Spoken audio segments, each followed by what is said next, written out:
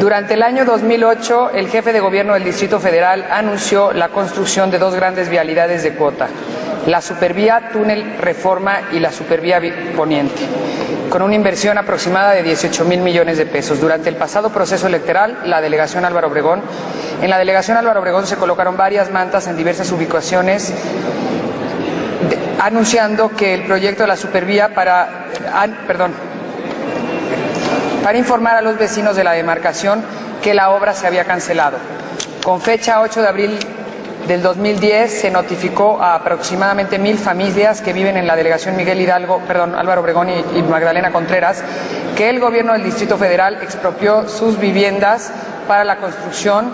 de la Supervía Poniente. El martes 6 de abril se realizó la adjudicación directa designando a Vía Rápida Poetas S.A. para construir la supervía en 3 etapas con un total de 21 kilómetros. Considerando, primero, que los habitantes afectados por las expropiaciones desconocen los pormenores de los criterios sobre los avalúos de sus residencias, así como los detalles de los créditos que les ofrecen para la obtención de las viviendas construidas por el Instituto de Vivienda del Distrito Federal.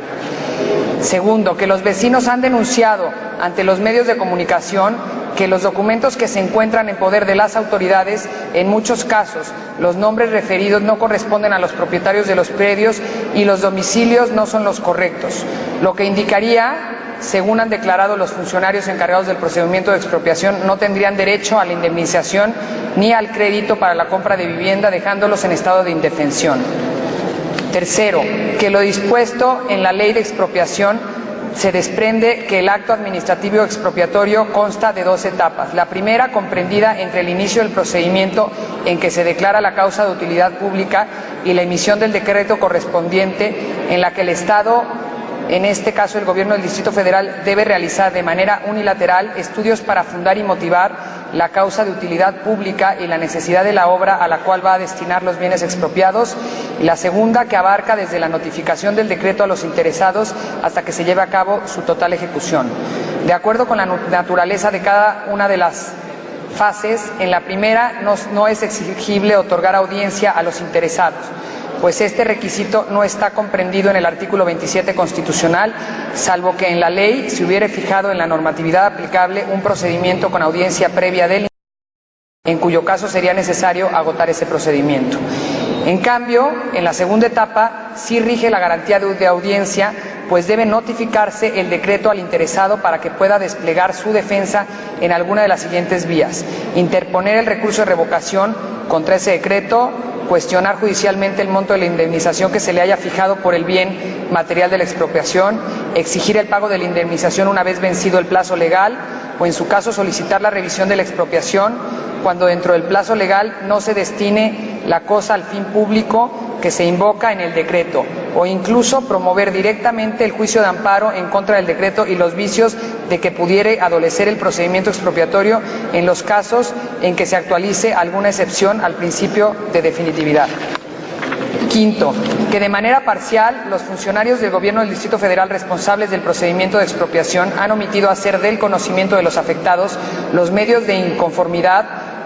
que pueden presentar por el concepto de revisión de los avalúos de la propiedad correspondiente. Sin embargo, han sido enfáticos en referir que no procederá el amparo para la cancelación de la Supervía Poniente. Sexto, que la Suprema Corte de Justicia de la Nación, en cuanto al concepto de utilidad pública, ha sustentado diversos criterios